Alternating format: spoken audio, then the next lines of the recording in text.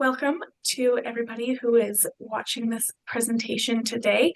Thank you for taking the time to learn about community flood risk and preparedness. My name is Kira Gilmar, and I am the Climate Action and Policy Planner for the Town of Sidney. And I'm joined today by Donna and Brett, who will now introduce themselves. Hi there, my name is Donna Barner. I'm the Administrative Assistant for the Fire Department and assist Chief Mickelson in emergency preparedness initiatives for the Town of Sidney. And I will let Chief Mickelson introduce himself. Thank you, Donna. Again, Brett Mickelson, Fire Chief and Emergency Management Coordinator for the Town of Sidney. Wonderful. So, to give a brief outline of what we are going to be discussing today, we're going to start with a little bit of background, talk about what our community flood risks are, how we can prepare as a community, what you might want to expect in a flood risk scenario, and then kind of summarize with some key takeaways. So, just to give some background to why we're doing this presentation today, this project was started as a response to the CRD Coastal Flood Inundation Mapping Project that was completed in 2021. This project included sea level rise mapping, tsunami mapping, and did modeling for the whole region. It also included 5 higher risk areas that got more detailed mapping. And of those 5 higher risk areas in the CRD, 2 of those are in Sidney, which are Talista Park and Roberts Bay. This project also included some recommendations for future work for municipalities who have flood risk. And so this project, the Sea Level Rise Adaptation Project, is a response to those recommendations. And so, as you can see here, in spring 2023, we applied for a provincial grant for $297,000 in order to better understand and respond to local flood risk. And so this includes three tasks. So task A is buoy data collection, which we are now wrapping up. It's 9 months of collecting data from 2 buoys, one in Roberts Bay area, one just off Talista Park, in order to see what current storms and waves and kind of what's going on our ocean, to see in order to inform some more refined flood modeling here in Sidney. And then task B is then using that buoy data to inform some flood modeling and to get more detail than what the CRD's project has. They had what's called transects, so kind of 9 points along Sidney that say, this is kind of what we might expect during a major storm with different amounts of sea level rise. And so we're going from 9 transects to 22 along Sidney, so that we have more, detailed, accurate numbers for us to plan for the future. And then task C is public education, which this presentation is a part of. We had a couple presentations this spring, 2024, and we'll have some more coming up as well. And then creating some signage along the waterfront, which you can see an example of here. And yeah, that's a summary of the project, just to kind of give some context. So, what is the risk in Sidney for flooding? So, local flood risk comes from 3 kind of key areas. Coastal storms. So, this flood risk can happen when we have extreme weather. The tide goes up. The ocean level might go up depending on the season, so the ocean levels might be higher, and then a storm on top of that, called a storm surge, a stronger system that then can lead to bigger waves at our coastline. And we've already seen these kinds of storms in Sidney, and see a picture later on of kind of some flooding that has happened due to this. We have tsunami risk, so this is kind of a a tsunami is a response to an earthquake or a cause or a result of an earthquake. And there were multiple different earthquake scenarios modeled through the CRD project. And so the timeline for this is, there's a very small chance annually that we could have a tsunami, but it's important to be prepared for those just in case. Essentially, one of the key terms is, you'll hear the 1 in 100-year storm. And what that basically means is not that we will have a tsunami of a certain size every 100 years or 200 years, but it means that, the technical term is AEP, annual exceedance probability.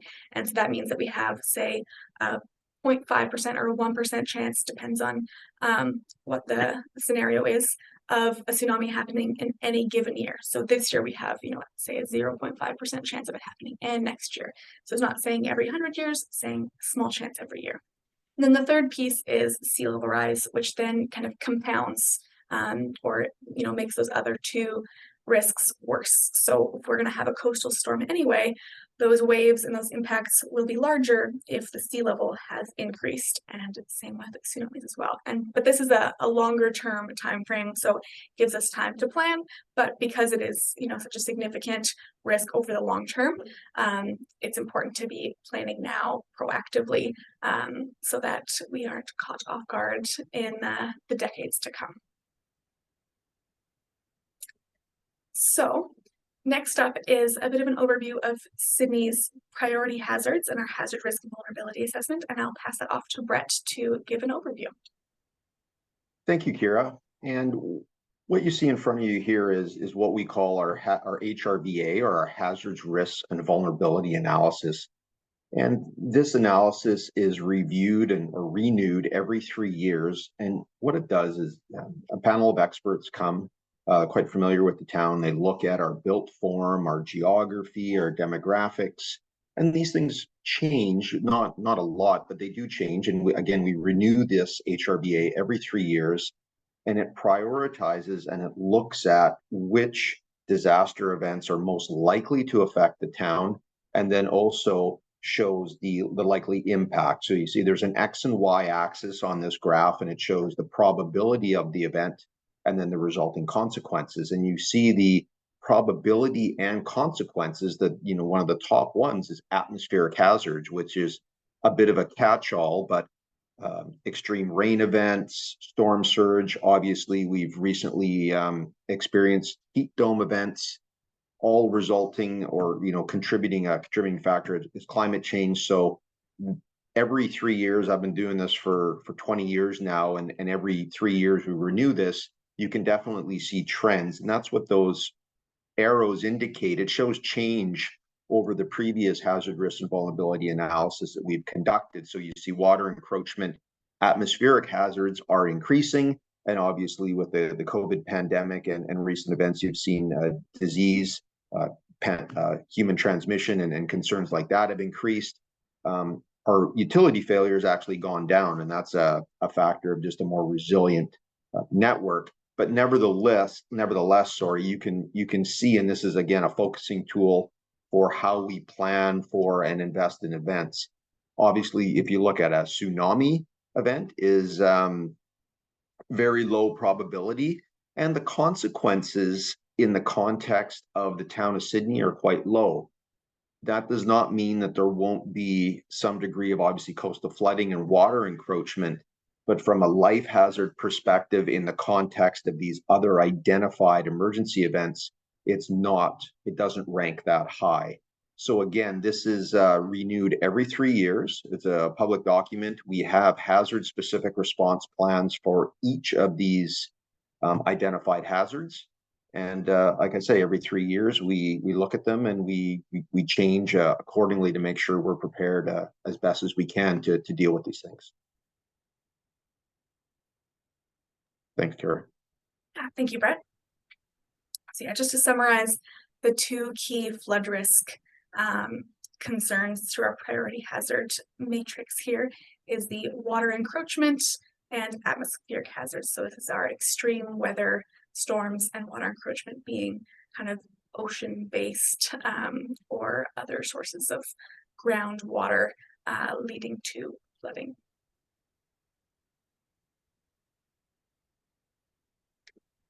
So to revisit what I introduced earlier, from the CRD's project completed in 2021 included two key risk areas in Sydney, Talista Park and Roberts Bay. And you can see a photo here of Sydney along the waterfront walkway. And this is kind of one of the key risk areas in Sydney. This is the highest risk area in Sydney. Basically where we have low-lying areas along the waterfront, especially where there's a lot of homes and people in this area. There's a lot of public access along here. And so the flood maps kind of show us what level of water we might expect given different amounts of sea level rise over the coming decades. And more detailed flood mapping is available online through the CRD website, publicly available to download, and we'll also introduce the tsunami portal as well very shortly. And so Brett here is just going to give us a bit of an overview of some past flood events in Sydney for context. And again, thanks, Garrett. These are just two photos of close to a decade apart, but they do demonstrate that obviously extreme weather events do affect the town of Sydney. You can see this is the corner of Ocean Avenue, 1st Street, and 2nd Street. And that is obviously an extreme high tide in conjunction with a coastal storm, kind of a perfect storm, and for lack of a better term, in respect to kind of an onshore storm coupled with an extreme high tide resulted in this coastal flooding. And then conversely, approximately about 9 years later, we have an extreme rain event,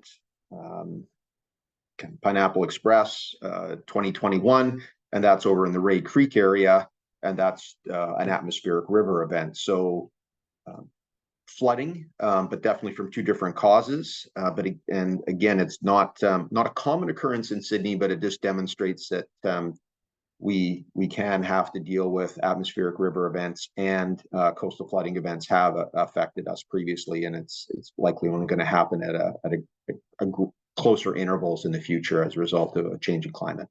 Thank you. Exactly, and that point that Brett mentioned right there is kind of one of the key takeaways, is that with climate change, we may have seen these events much less frequently in the past, but it's important to be preparing now for a higher increase in frequency moving forward. And the challenge is that one of the terms of climate change, you can call it, is wacky weather. It's just the predictability decreases as climate change increases. And so it's really important to be prepared for these various different events, because we don't know if they're going to happen, every other year, once every 10, random intervals.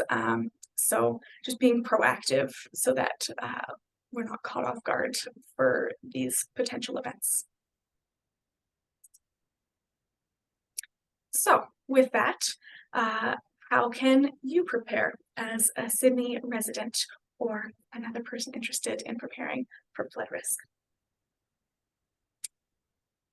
So one of the key pieces here is to learn the risks. Checking out the CRD tsunami portal, reviewing local guidance documents, being aware of areas of risk. So next up is BC's tsunami notification zones, which Brett will introduce and discuss.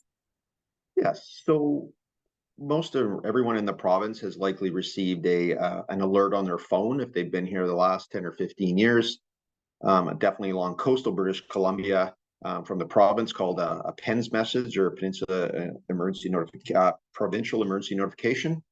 And basically what that does, it says that the province, as well as the federal government, as long as municipalities and regional districts, they all track tsunami generated events from the Northwest Alaska Warning Center, which is the primary network along the west coast of North America.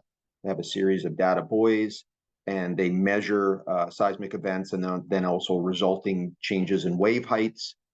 This information is then distributed to provincial governments, federal governments, like I said, all the regional districts and municipalities. But what the province does is it takes this information, it looks at the data, and then it determines what hazards are present to various different points of the BC coastline. So what is shown here is the various zones that the province breaks us down into. So they may give a warning or an alert or what have you, depending on what zone you're in, based on what source event, be a Cascadia subduction zone event, which means it's a distant tsunami way out in the Western Pacific, or if it's more of a near field event, which is a smaller fault line, which could be in the inside coast.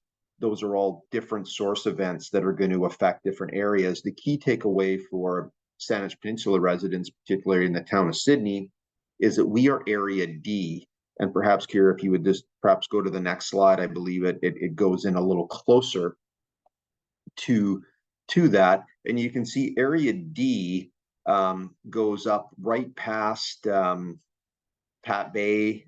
Sorry, it doesn't go into Pat Bay, but it goes right up past Swartz Bay and terminates basically just to the west of the ferry terminal. So it goes up the coast and kind of follows it around, but it does not include Saanich Inlet or the west side of the Saanich Peninsula. So it's very easy on a large map to think that we are Area E, when in fact we're Area D. In Area D, quite often the alerts and the hazard information that's provided is at a higher threshold for Area D because of its proximity to the Strait of Juan de Fuca and how a larger kind of teletsunami or Cascadia subduction event that occurs out in the West Coast, though that wave action is going to come in around Cape Flattery and the west coast of Vancouver Island through the Strait of Juan de Fuca, and as it kind of comes in the strait and then goes into the Strait of Georgia,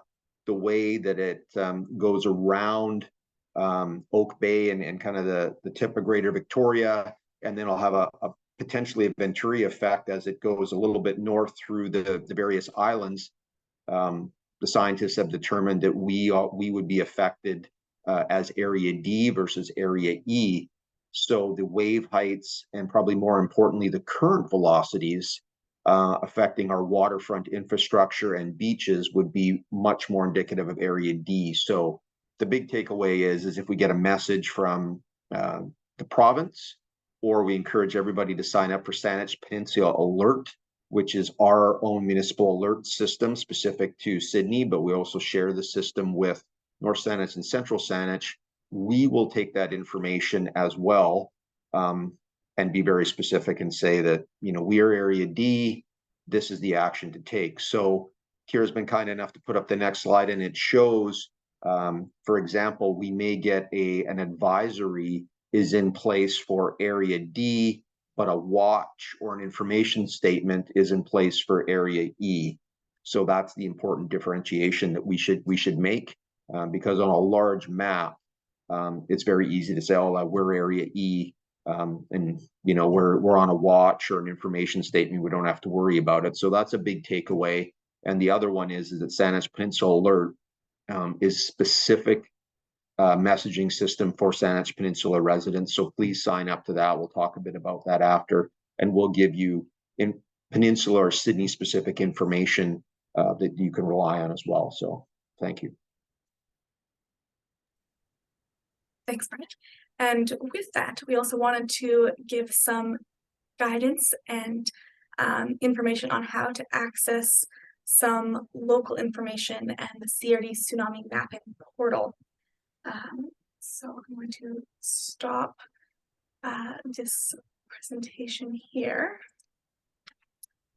I'm going to pull up online. So this is what the portal looks like. But I'm also going to show you how to get there, because that's something that we've heard from folks in the past is kind of challenging to navigate how to find this information. So I'll show you. If you open up Google, you can look up CRD tsunami mapping. And you want to look for this one here that says Capital Region Tsunami Information Portal.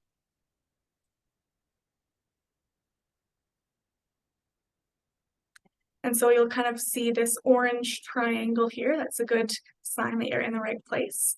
And then you're going to scroll down and you'll see interactive map. And then to learn more, please visit the web applications. You want to click on this blue underlined text here. You'll say you understand the disclaimer. Make sure you read that you understand it. And you're good to go. And so once you get into here, then you can zoom in and see where we have tsunami risk. And you can kind of play around and zoom into specific properties as well. That's to give a gist there. If you ever have any questions or concerns or challenges navigating this, you're always more than welcome to reach out to Sidney staff and we are happy to help. With that, we will carry on.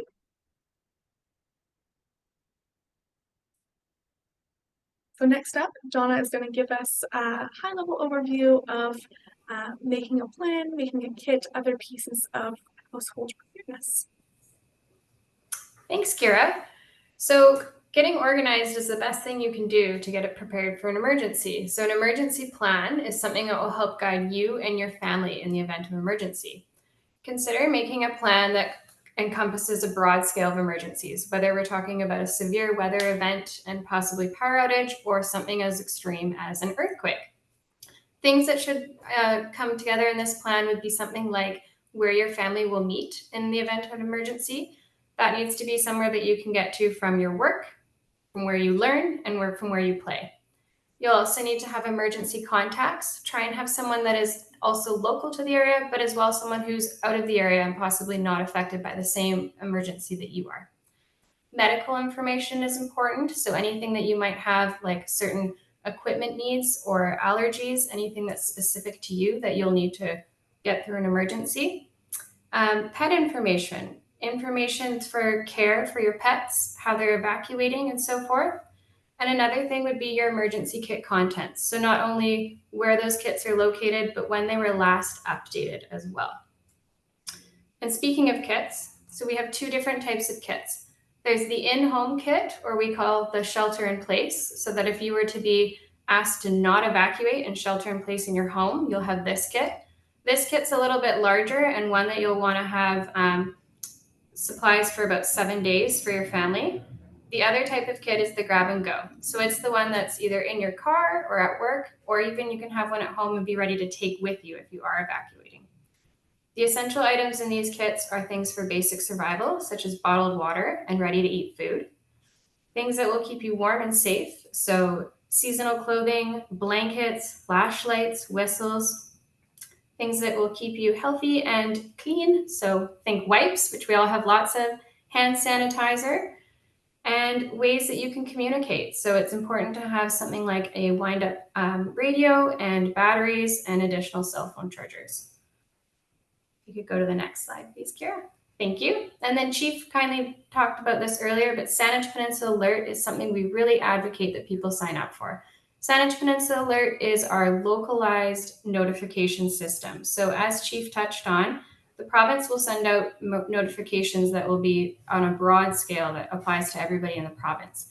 But information that is specific to your area, and whether that's in Sidney, North Saanich, or Central Saanich, is going to come through Saanich Peninsula Alert. Sign up is fast, it's free, and we really only use this system in case we need to get in touch with you for critical messaging. So we're not going to bombard you unnecessarily other than the annual test. But if you have any issues with signing up for Saanich Peninsula Alert, you're more than welcome to contact us and we will walk you through the sign up process. Thank you, Donna, for that. So next up, we're going to be looking at, in a flood risk scenario, what might you want to expect?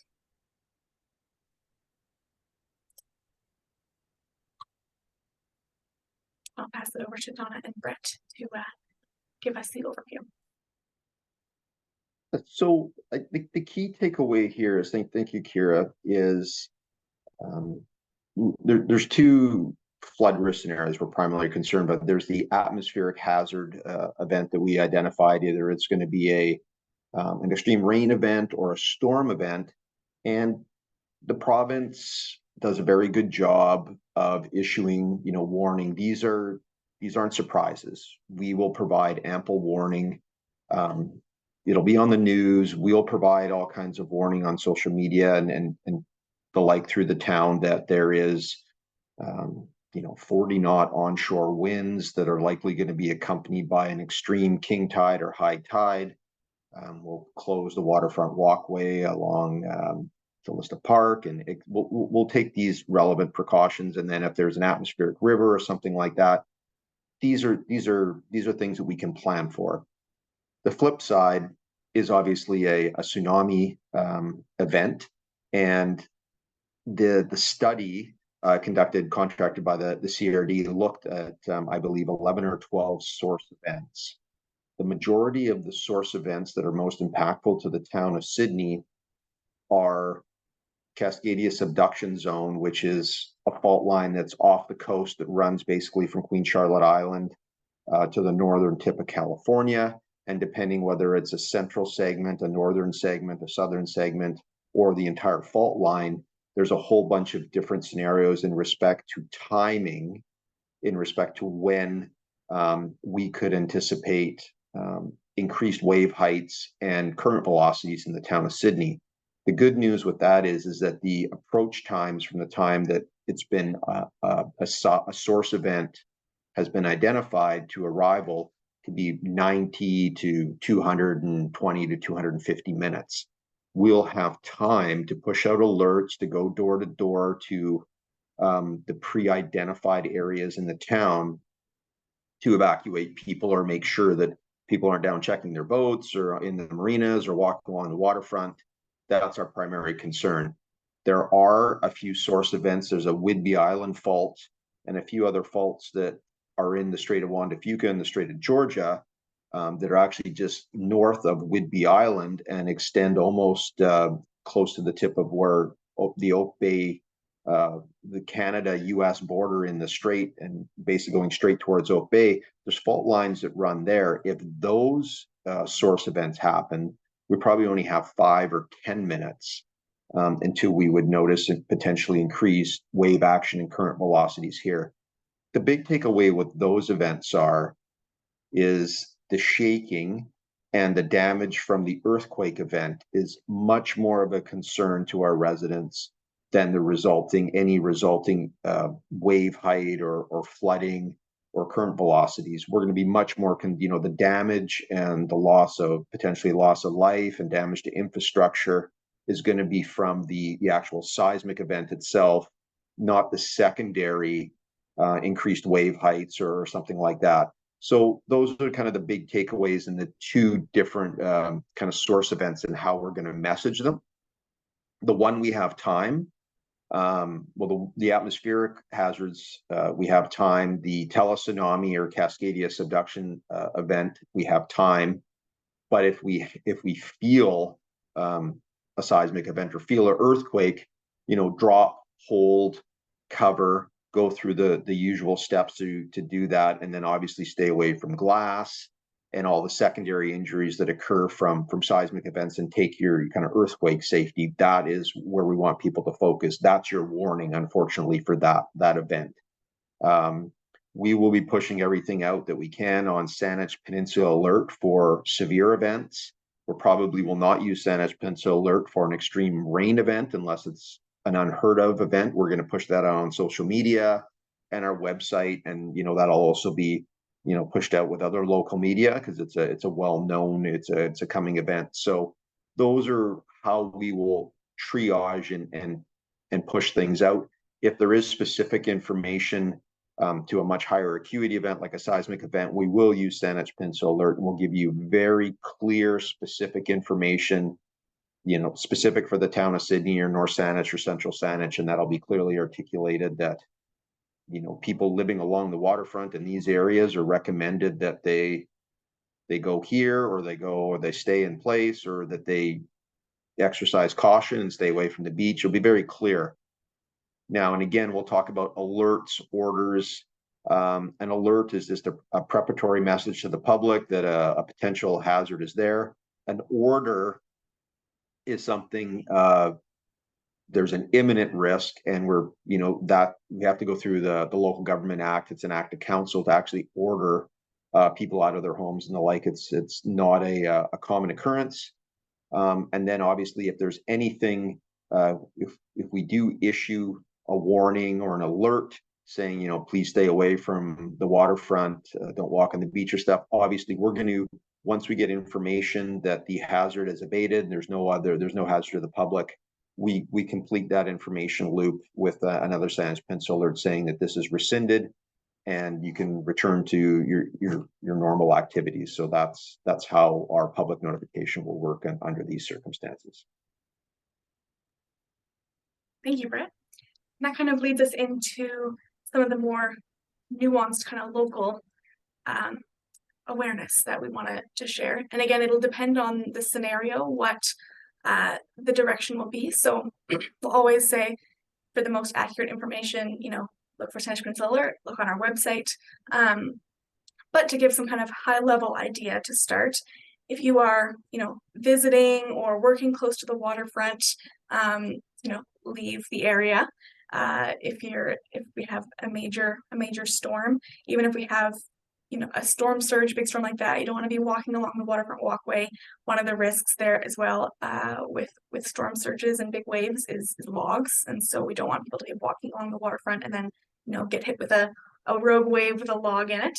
And then if you are at home along the waterfront, listening to authorities, Sandwich Peninsula Alert, various other ways, and looking to, credible sources of information. So if you're looking online, look for Town of Sidney messaging from our Facebook or any other online platform, focusing your researching there.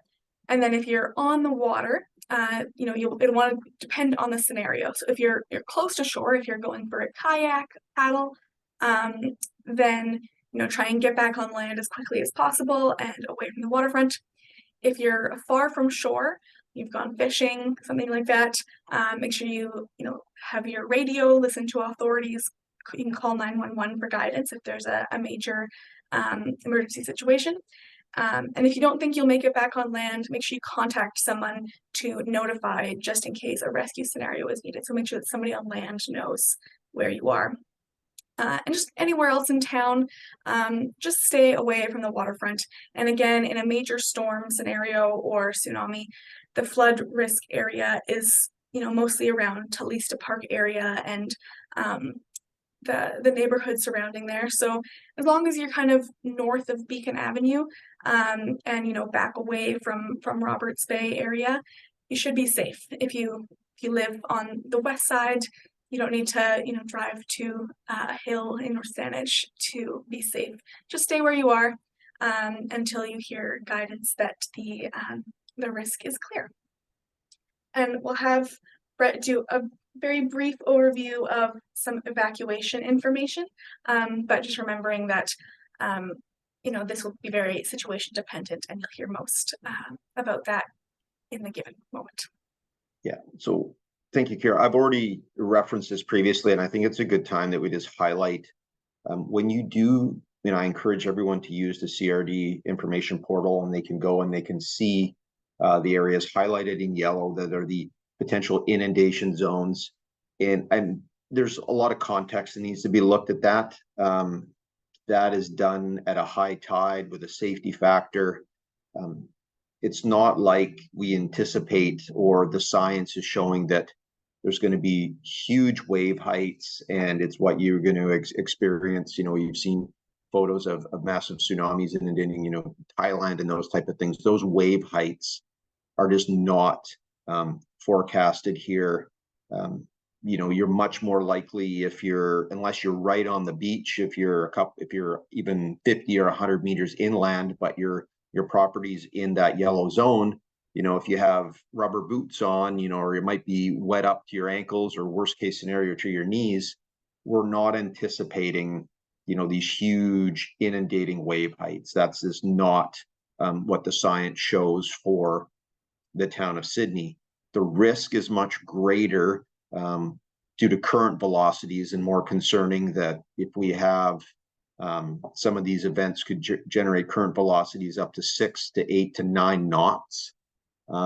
And a lot of our marine infrastructure and docks and wharves that house yachts are not really designed to withstand sustained current velocities like that. So we're more concerned about people walking along the beach, going and checking on their yachts.